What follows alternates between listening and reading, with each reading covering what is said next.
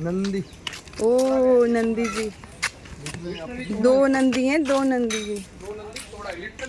हाँ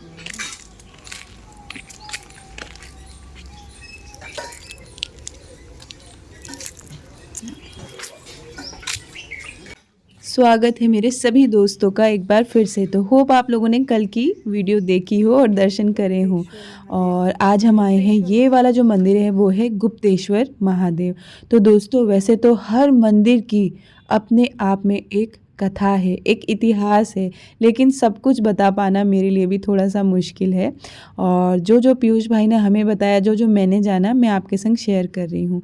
तो ऐसा हो ही नहीं सकता कि किसी मंदिर के पीछे कोई कथा ना हो, लेकिन बिना कथा के भी चलो आज हम पहले यहाँ दर्शन कर लेते हैं।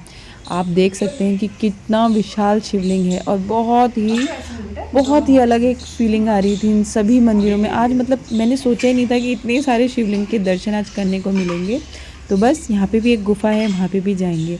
लेकिन इसके बाद जिस मंदिर में हम गए उसकी एक बहुत ही रोचक कथा है, जिसे मैं आपको ज़रूर सुनाना चाहूँगी। तो बस फटाफट से पहले इसके दर्शन कर लेते हैं। यहाँ हम गुफा में गए और यहाँ पे भी अंदर शिवलिंग है, वहाँ हमने जल चढ़ाया। हम जैसे पीयूष भाई ने बताया था प्रणाम करने के लिए, इसी तरह से प्रणाम किया। और इसके बाद जिस मंदिर में हम गए वो था वेनेश्वर महादेव। आओ मैं आपको उनकी कथा भी सुनाती हूँ। सन 1025 का समय था। महमूद गजनबी सोमनाथ को लूटने के इरादे से भारत आया हुआ था। सोमनाथ बहुत ही वैभवशाली एक क्षेत्र हुआ करता था, तो इसीलिए अक्सर इसको लुटेरे लूटने की ताक में रहा करते थे। जब महमूद गजनबी सोमनाथ को लूटने के लिए आगे बढ़ा, तब उसे सोमनाथ के स्थानीय राजपूत शासक से कड़ी टक्कर मिली। राजपूत शासक किसी भी हालत में समर्पण करने को तैयार नहीं थे।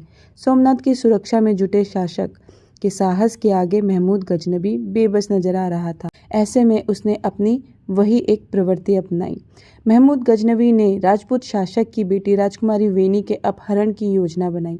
महमूद गजनबी की योजना थी कि राजकुमारी का अपहरण करके राजा पर दबाव बनाया जाए। राजकुमारी वेनी एक प्रखर शिव भक्त मानी जाती थी और प्रभास पाटन किले के बाहर स्थित भगवान शिव के मंदिर में रोज उनकी आराधना करने जाया करती थी। जब महमूद गजनबी और उसकी फौज ने राजकुमारी वेनी का अपहरण करने की कोशिश की, तब वेनी ने खुद को उसी मंदिर के अंदर बंद कर लिया और भगवान शिव से अपनी रक्षा करने की प्रार्थना की। कहा जाता है कि उस दिन भगवान शिव ने वो चमत्कार दिखाया जो संभवतः कभी भी देखा नहीं गया था।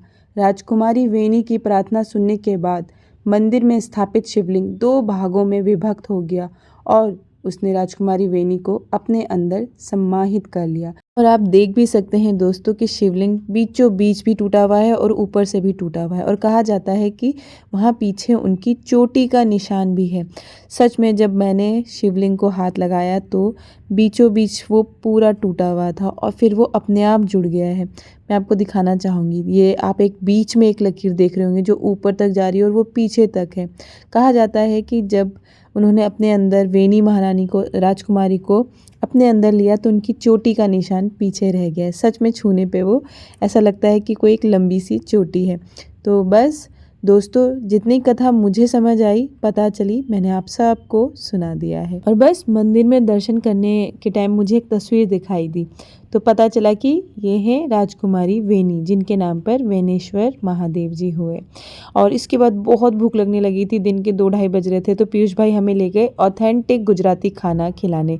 और ये रही वो पत्ता गोभी की क्या कहेंगे पता नहीं मुझे, लेकिन किसी ने, किंजल ने कमेंट में लिखा था कि ऐसे हम पत्ता गोभी का भी खाते हैं। तो हमने खाना खाया ऑथेंटिक, पीयूष भाई ने खिलाया हमें। हमने खाना खा लिया है, पता नहीं कहाँ जाएंगे, बट जा ही जाएंगे।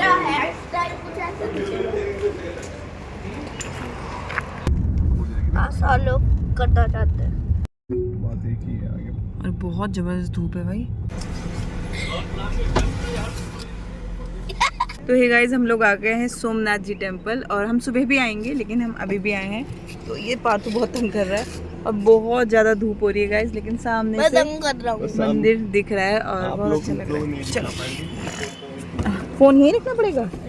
ओ अलाउड ही नहीं है? तुम ले जा लो। नहीं, जब अलाउड नहीं है तो मैं क्यों ले जाऊंगी भाई? सॉरी, हम आपको नहीं दिखा पाएंगे। तो गाइज सारे वहीं जमा करेंगे ना।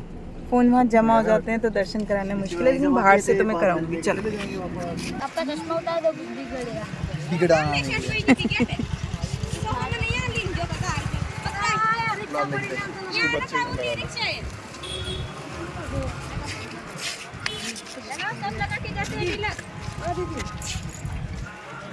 हो गया।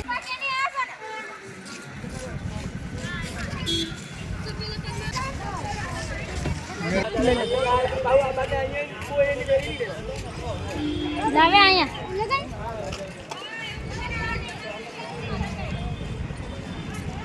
बस तो दोस्तों बस टीका लगा के अब ये फ़ोन यहीं जमा हो जाएगा। तो यहाँ से फ़ोन को और पर्स को यहीं मैंने जमा कराया और उसके बाद हम चले गए मंदिर में। मंदिर में बहुत ही अच्छे दर्शन हुए।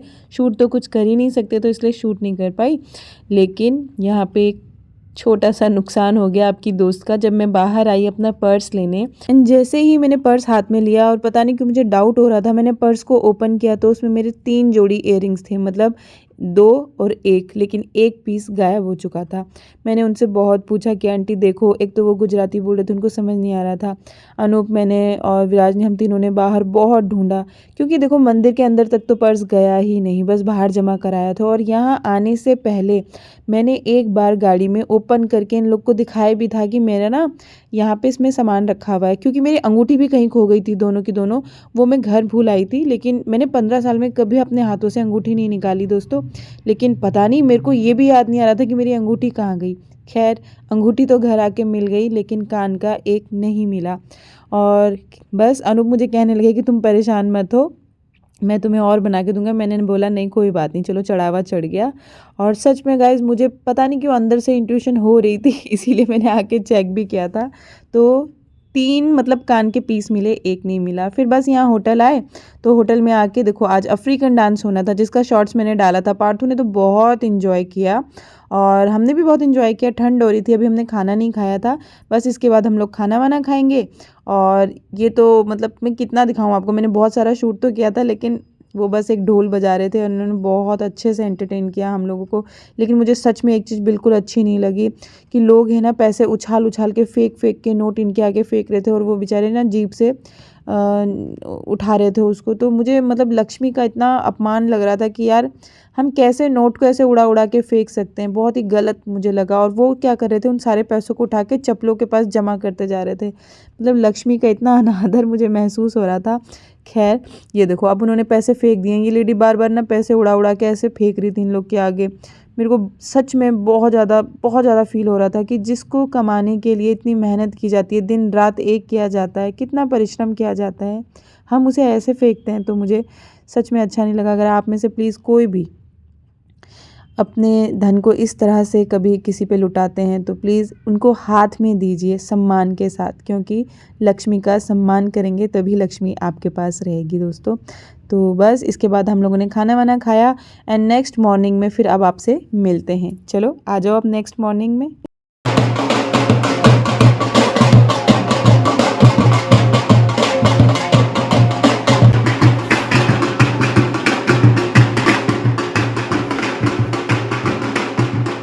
Good morning everyone, welcome to the Gujarat. कैसे हैं आप सब? होप आप सब अच्छे होंगे, स्वस्थ होंगे, मस्त होंगे।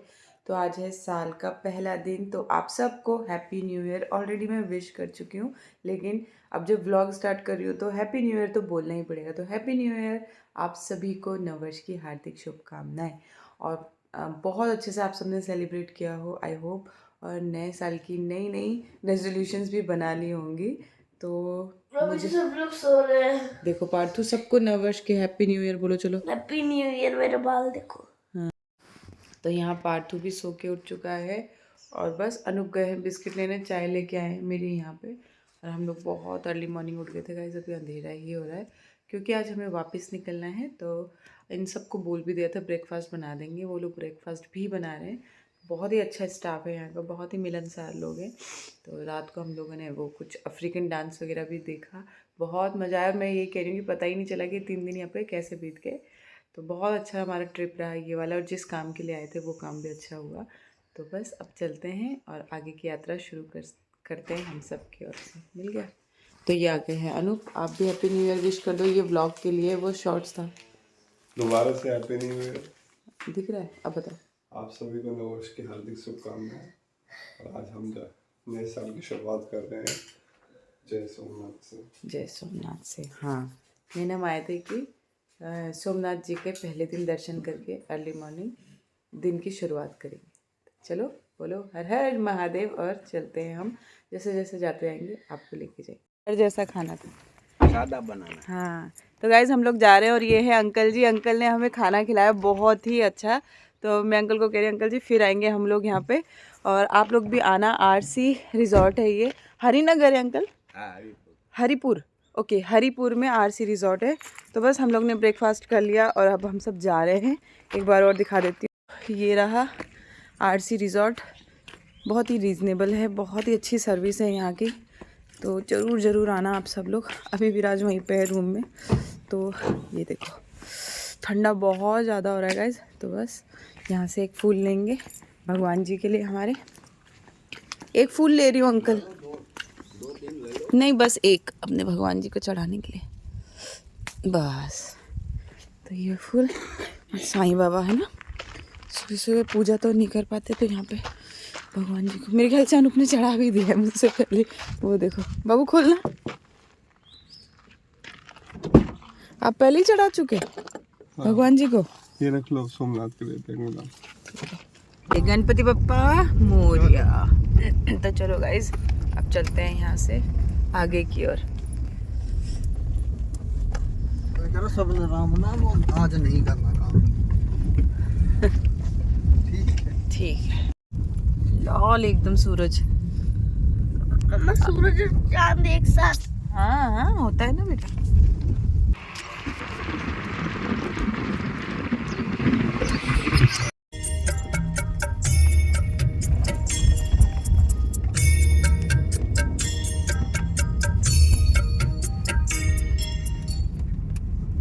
जय भोलेनाथ। जय भोलेनाथ। बाप रे आज तो आपने बहुत ध्यान किया।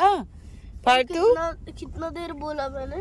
कंटिन्यू बोला आपने। पता नहीं कितने मिनट का होता है बाबू ये, पता नहीं, 1 घंटा तो हो गया लगभग। तब से आंख बंद है इस लड़के की भाई, तब से। नहीं थोड़ा थोड़ा खोला था। महामृत्युंजय में खत्म कहाँ हुआ है? खत्म कहाँ हुआ है? बिल्कुल मंदिर में एंटर हुए ना, जैसे हम महामृत्युंजय जाप खत्म हुआ। और ये इतनी देर से ध्यान लगा के मुझे एक बार को लगा कि सो भी गए बाबू।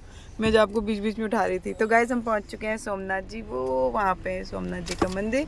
अंदर अगेन अलाउड नहीं है, सब कुछ यहीं रख दिया जाएगा। नहीं देते हैं ना विराज, गाड़ी में ही क्यों जमा कराना है ना। चप्पल वप्पल भी यहीं खोल लेते हैं ना। नहीं, चप्पल तो चप्पल तो यहीं पे थोड़ी देर में तो खोलना है।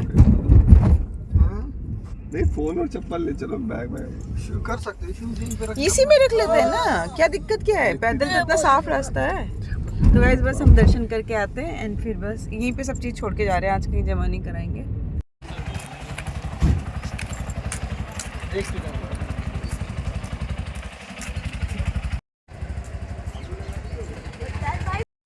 हाँ बेटा। तो गाइस आज तो कल से भी ज़्यादा भीड़ है। हमें लगा था सुबह सुबह आएंगे तो कम भीड़ होगी, लेकिन बहुत ज़्यादा भीड़ है अभी।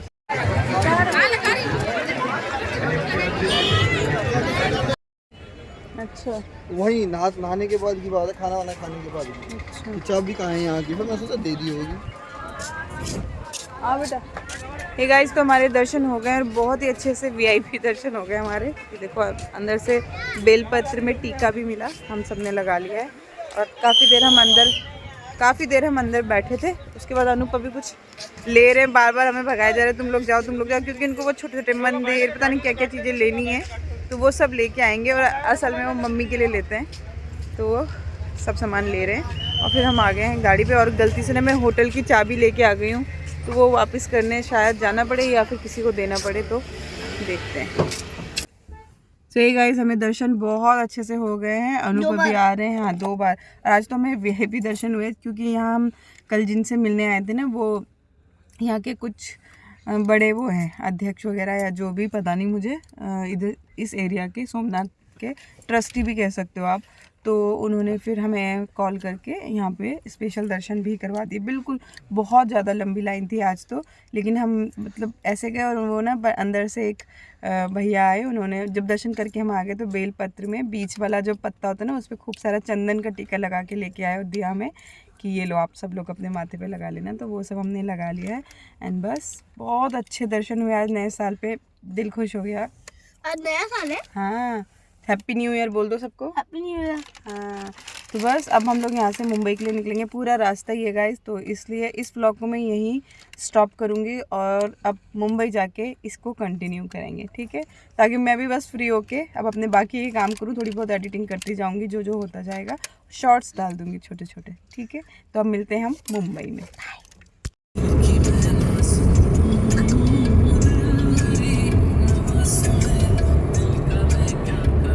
Good morning everyone. तो आ गए हम लोग मुंबई और रात के 2:45 बजे हम लोग घर पहुंचे गए। इतनी बुरी हालत थी ना, मतलब कमर की बैंड बज गई थी। पता नहीं अनूप और विराज तो कैसे जाग रहे थे, मैं और पार्थू तो फिर भी थोड़ा थोड़ा सो गए थे। तो ये देखो अभी अटैची खाली करने के लिए पड़ी है, पूरे कपड़े वपड़े पड़े हुए हैं, कपड़े कुछ धोने के लिए लगा दिए, मतलब अभी तो 3-4 बार कपड़े धुलेंगे आज। तो बस हे गाइस, तो सुबह से अब मिल रही हूँ मैं आपसे, 6:05 हो रहे हैं एंड अभी भी बस एडिटिंग करके आ रही हूँ। और आज बहुत ज़्यादा काम था, जैसे कि इतने दिन बाद आए ना घर।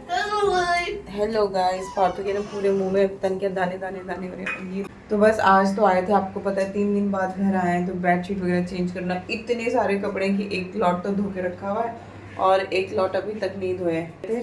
और सबसे पहले मैंने अपने प्लांट्स देखे, तो मैं रोशनी को चाबी दे के गई थी, तो रोशनी तो शायद आई नहीं, उसकी मम्मी आई थी, तो जितने सिर्फ वहाँ गैलरी में रखे थे ना उनको पानी दिया।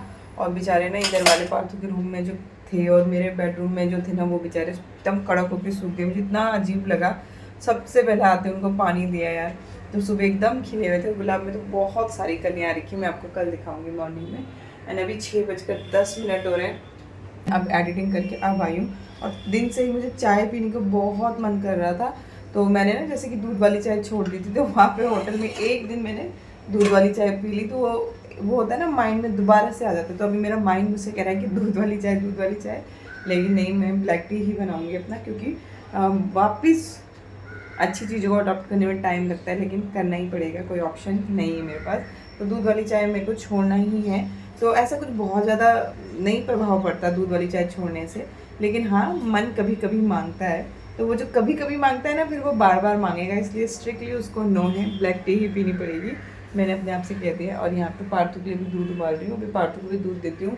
आज पार्थू की छुट्टी कराई क्योंकि आज 2 जनवरी है गाइस, और अगर किसी का जन्मदिन है तो हैप्पी बर्थडे टू यू, और आपका नहीं है तो आई थिंक आपके बेबी का होगा, पति का होगा, किसी का तो होगा ही होगा। तो जन्मदिन की ढेरों शुभकामनाएं। तो अब मैं ज़रा चाय पी लेती हूँ एंड आगे का ब्लॉग कंटिन्यू करते हुए। रोशनी भी आने वाली है, अभी थोड़ा सा ठीक लग रहा है, लेकिन बस कपड़ों का थोड़ा टेंशन हो रहा है, उसको देखती हूँ। कपड़े सुखाने की बहुत जगह चिमटी नहीं है, इसलिए थोड़ा सा शिफ्टिंग लगा रखी है कपड़ों की। मिलती है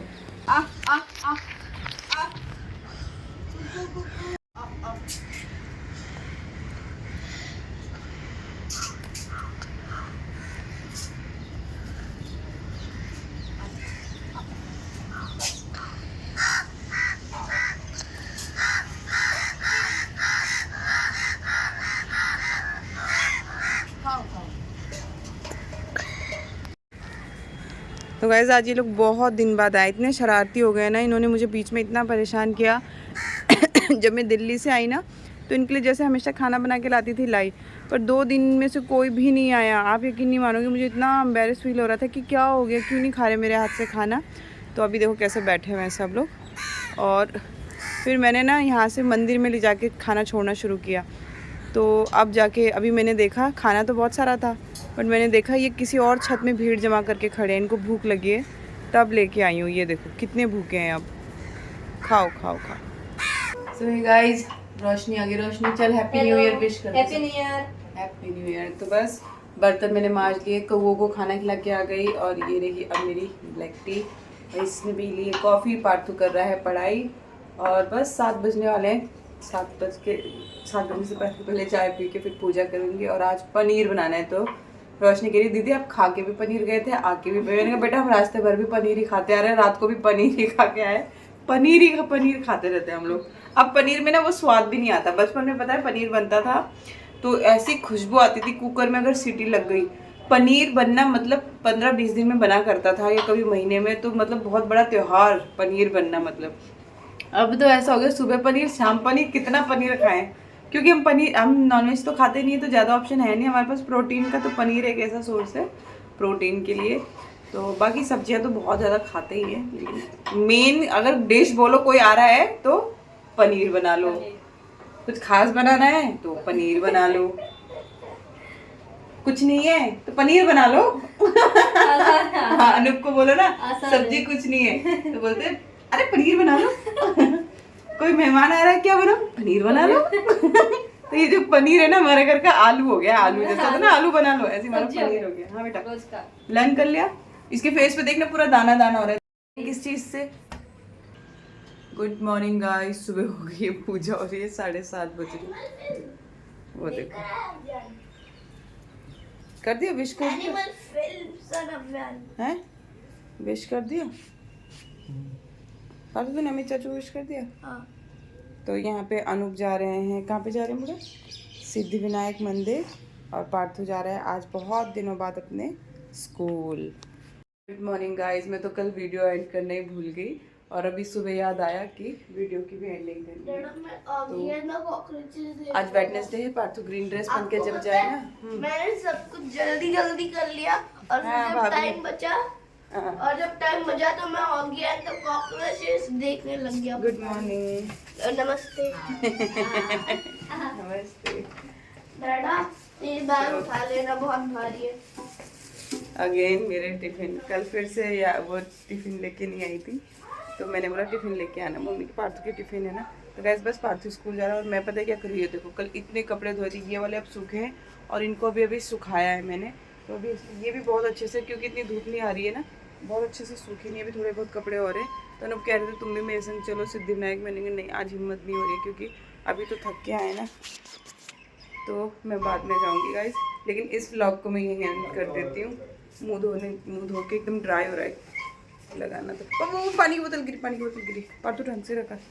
तो इस व्लॉग को हम यहीं एंड करते हैं, मिलेंगे नेक्स्ट व्लॉग में, तब तक लव बोल एंड बाय बाय। सब्सक्राइब भी करना प्लीज। थैंक यू, आपने 3000 बना लिए। बना लिए, हमारे थोड़ी हुए हैं, उनके हुए 3000। आप सबको आपके चैनल पे 3000 होने के लिए बहुत बहुत बधाई, है ना। चलो तो बाय। वो खाली बैठ नहीं।